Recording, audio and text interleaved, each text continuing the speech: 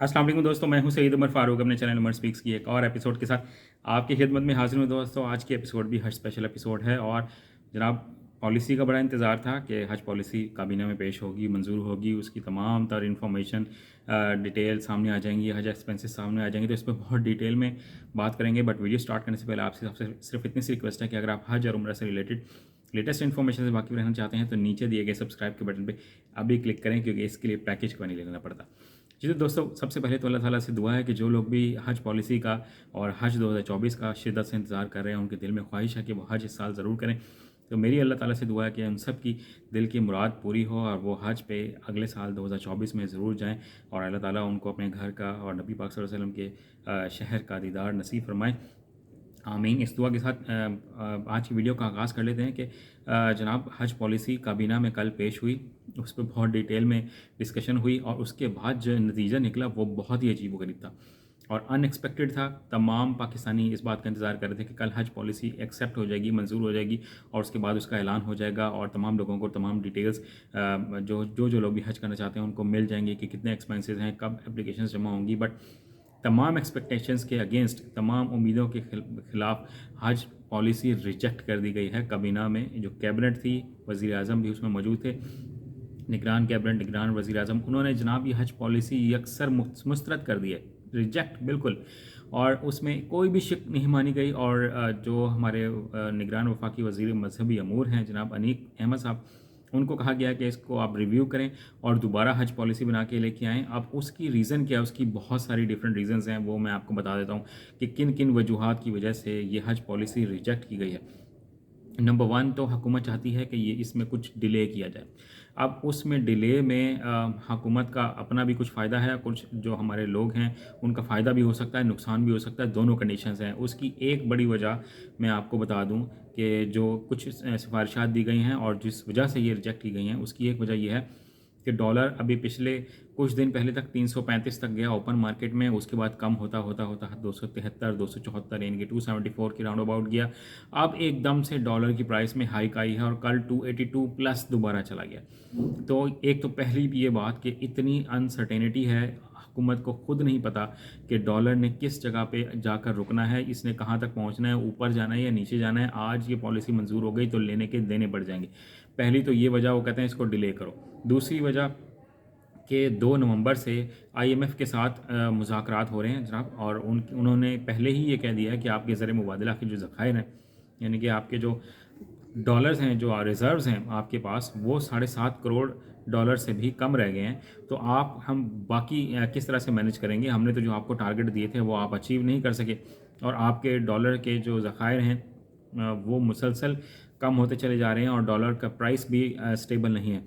तो अभी जो 75 करोड़ डॉलर की जो किस्त मिलनी है दिसंबर में या जनवरी में, वो ऑन स्टेक है, वो भी नहीं पता कि आईएमएफ देगी या नहीं देगी। अभी हज के लिए जो अमाउंट रिक्वायर्ड थी, यानी कि जो डॉलर्स रिक्वायर्ड थे, जो चाहिए थे, वो तकरीबन 28 करोड़ डॉलर चाहिए वजारत मजहबी अमूर को। ठीक है, अब वजारत मजहबी अमूर जो है वो इस वक्त अगर 28 करोड़ डॉलर उनके पास नहीं होंगे तो वो हज के इंतजाम कैसे करेंगे? क्योंकि उन्होंने एयरलाइंस के साथ भी डिस्कशन करनी है, उन्होंने होटल्स के साथ भी करनी है, उन्होंने तमाम हज के इंतजाम करने हैं, वो इस वक्त ये करने के काबिल नहीं है। एक और जो बहुत बड़ी वजह है हज पॉलिसी रिजेक्ट होने की, वो पीआईए की इस वक्त जो हालत है वो बहुत नाजुक है। कोई पता नहीं है कि पीआईए का आगे क्या होगा। अब अगर हज पॉलिसी मंजूर हो जाती है और एप्लीकेशंस सबमिट होना स्टार्ट हो जाती हैं तो अब वजारत मजहबी अमूर के लिए सबसे बड़ा प्रॉब्लम ये होगा कि वो किस एयरलाइन के साथ जनाब बात करें। पीआईए हमें बहुत अच्छी फैसिलिटी देती थी, चाहे सर्विस जैसी मर्जी हो, बट क्योंकि हमारी लोकल एयरलाइन है तो हमें उसमें बहुत ज़्यादा फ़ायदा हो जाता था। अब हो क्या रहा है, डेली 50-60 जो हमारी फ़्लाइट्स हैं वो कैंसिल हो रही हैं क्योंकि पीआईए के पास पैसे नहीं हैं कि वो फ्यूल यानी कि तेल जो है जहाज़ों को उड़ाने के लिए वो परचेज़ कर सकें, ख़रीद सकें, उनके पास पैसे नहीं हैं। उन्होंने गवर्नमेंट को, पीआईए ने गवर्नमेंट को शिकायत ये की है कि जो वजारत मजहबी अमूर है उन्होंने 55 करोड़ रुपए अदा करने हैं जो हज 2023 में उन्होंने हमसे फैसिलिटीज़ ली हैं, वो अभी वजारत मजहबी अमूर ने दिए ही नहीं हैं। तो ये जो हमारे पिछले वज़ीर साहब थे पीडीएम की हुकूमत में, वो क्या करके चले गए हैं किसी को कुछ नहीं पता। इस बारे में कोई कुछ कह भी नहीं सकता कि वो 55 करोड़ रुपए इन्होंने अदा किए तो क्यों नहीं किए, अब उसका क्या स्टेटस है, वजारत मजहबी अमूर कैसे अदा करेगा, कोई पता नहीं है। तो इतनी अनसर्टेनिटी है उसके साथ साथ जो गवर्नमेंट है, जो कैबिनेट है, उन्होंने ये भी कहा है कि जनाब जो 10,000 का आपने कोटा रखा है, ये जो ओवरसीज़ पाकिस्तानियों के लिए जो स्पॉन्सरशिप प्रोग्राम है उसको बढ़ाएं ताकि हमारे पास कुछ डॉलर्स आ जाएं। तो वो बढ़ा के उन्होंने तजवीज़ दी है कि आप इसको 25,000 कर दें। तो मेरे ख्याल में तो इस साल 2023 में 4-5 हज़ार लोग गए थे, तो ये 10,000 का कोटा भी ज़्यादा था उनके लिए। तो 25,000 करके तो कितनी एक एप्लीकेशंस आ जाएंगी, कितने लोग स्पॉन्सरशिप के तहत चले जाएंगे, कोई पता नहीं है। तो 11 लाख रुपए इन्होंने सजेस्ट किए हैं, तो हुकूमत खुद अनसर्टेन है कि जनाब ये 11 लाख में भी हम हज करवा देंगे कि नहीं, हो सकता है डॉलर फिर 300 प्लस चला जाए। तो ये इतनी प्रॉब्लम्स हैं ज़्यादा हज की पॉलिसी में। अब उन्होंने एक और टाइम फ्रेम दे दिया है कि आप इसको ना थोड़ा सा डिले करें और इसको नवंबर के एंड तक ले जाएं।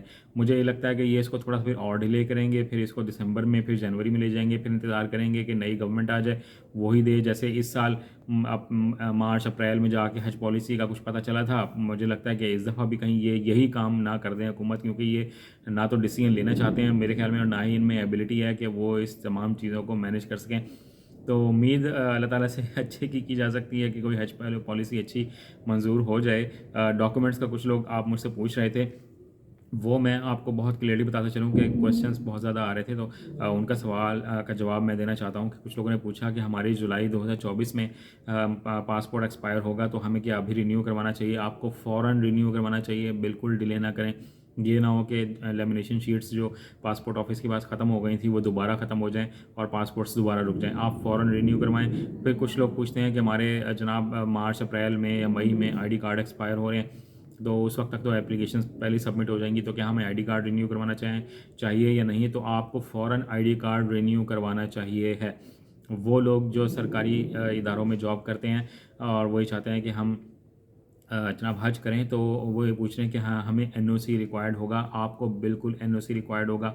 और अगर अभी तक आपने प्राइवेट सेक्टर वाला पासपोर्ट बनवाया हुआ है तो मेरा आपको ये मशवरा है कि आप अपना पासपोर्ट रिन्यू करवाएं और उसको गवर्नमेंट सेक्टर यानी कि एम्प्लॉय वाला पासपोर्ट बनवा लें, जहाँ पे आपने खुद ये डिक्लेयर किया हो कि मैं एम्प्लॉय हूँ। तो आप वो एनओसी लेके पहले पासपोर्ट बनवाएं और आपको हज करने के लिए प्रॉपर एनओसी रिक्वायर्ड होगा। तो आप इस बात का वेट ना करें कि हम उस वक्त देख लेंगे या उस वक्त जाके चेक कर लेंगे। पैसों का इंतज़ाम जो है वो अभी से आप करना शुरू कर दें। किस्तों वाली बात अभी तक तो सोचना भी गुनाह है कि हुकूमत किस्तों में पैसे ले लेगी। अभी ऐसी कोई पॉलिसी अंडर डिस्कशन तो है लेकिन अप्रूवल में नहीं है ऐसी कोई पॉलिसी भी। कुछ यूट्यूबर्स हैं बड़ी गलत खबरें पहुंचा रहे हैं, तो आप उन पे कान न धरें। हमेशा जो वेरीफाइड न्यूज़ होती हैं उन पर ही फोकस किया करें। अजीब अजीब बातें लोग फैला रहे हैं, हज उम्रे को भी नहीं छोड़ते। तो आज की वीडियो में इतना ही कहना था। अगर कोई मजीद क्वेश्चन हो तो आप कमेंट सेक्शन में मुझसे पूछ सकते हैं। चैनल पर नए हैं तो चैनल को सब्सक्राइब कर लीजिएगा। अपना अपने घर वालों का बहुत ज़्यादा ख्याल रखिएगा। अल्लाह हाफ़िज़।